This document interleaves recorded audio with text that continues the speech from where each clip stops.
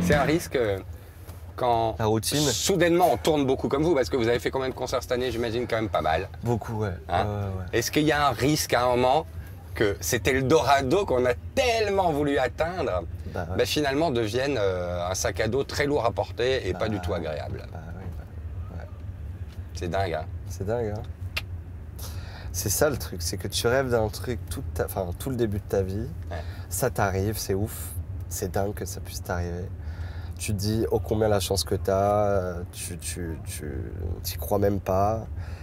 Et t'arrives sans cesse à tenter de le banaliser parce que c'est ta réelle vie et que si tu vivais toujours dans oh putain c'est dingue, bah non ça n'existe, enfin tu peux pas le vivre du coup tu vois. Donc tu le calmes, tu l'enfermes un peu, tu le banalises et limite ça devient un truc après où c'est ton entourage extérieur qui te dit putain mais Eddie tu te rends pas compte quand même enfin tu vois, j'ai ramené des potes en tournée là 2 semaines ou un truc comme ça et ils me disaient mais c'est ouf genre tout est à ta portée dans le sens où dès que tu veux quelque chose, tu vois, des trucs. Dès que tu veux quelque chose, maintenant tu l'as. Mais c'est ça, et puis il y a des gens qui sont là pour toi, pour que tu aies besoin de rien et tout.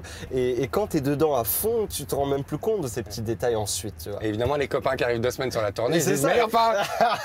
Et les copains ils disent tu vas vite rentrer chez Watt, là tu vas faire la cuisine, tu vois. Et c'est ça qui est. Et donc ça me fait énormément de bien, moi, et c'est ça l'équilibre là-dedans, c'est de rentrer chez WAM avec mes potes.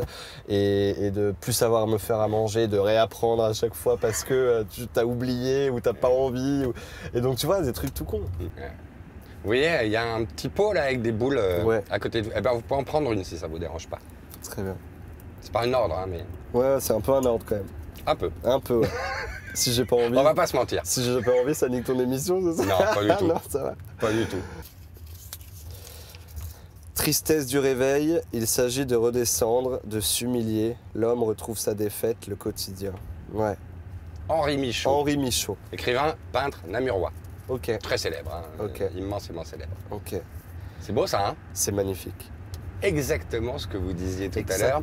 C'est banaliser l'extraordinaire, c'est-à-dire qu'à partir du moment où la journée recommence, tout devient normal et banal. Et c'est d'une tristesse, cette réalité.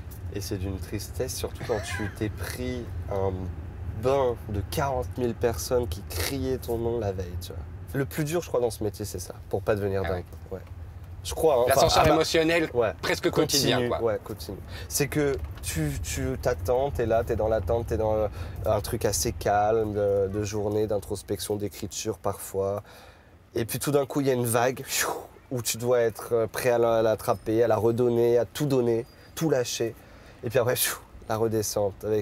Et c'est ça le truc qui rend fou, je crois. C'est que tu comprends et j'essaie au maximum de contrôler le truc, mais ça te dépasse émotionnellement.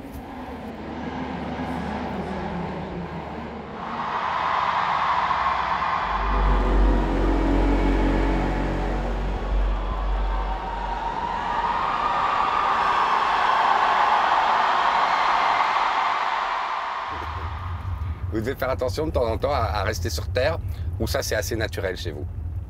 Non. Je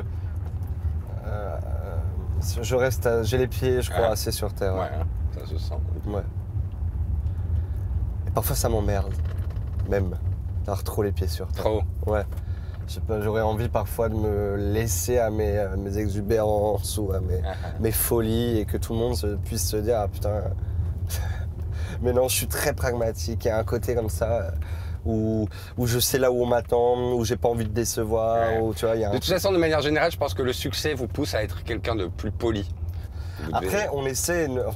Je pense que on essaie de mettre cette impolitesse ou ce truc-là ailleurs. Tu vois, là où on ne nous attend pas, c'est-à-dire dans notre art, plutôt que dans nos interventions autour. Et tu vois, moi j'essaie de pas du tout dans les textes que j'écris, et pas du tout d'ailleurs de me censurer ou de faire attention au quand dira-t-on, ou de « Ah là, il a… » Tu vois, j'ai vraiment envie de travailler des sujets comme ça qui sont importants et qui racontent mon histoire et qui sont parfois un peu… des sujets que j'entendais pas en fait. Par exemple la virilité, le questionnement de comment je me construis en tant qu'homme, en dehors de ma sexualité, comment je fais pour être un homme, comment on m'a dit d'être pour être un homme, moi ça m'interrogeait beaucoup. Évidemment. J'imagine que vous avez eu des témoignages du coup. Ça vous a ému ça? Énormément, ouais.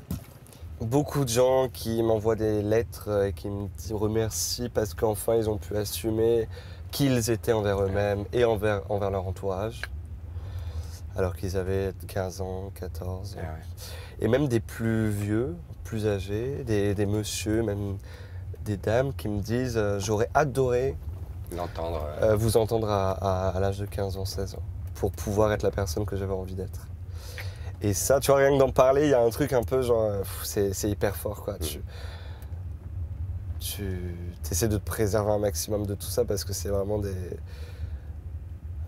messages qui dépassent un peu tout, quoi. De vie, de réelle vie et de gens qui sont débordés. Et c'est génial que ça puisse faire ça.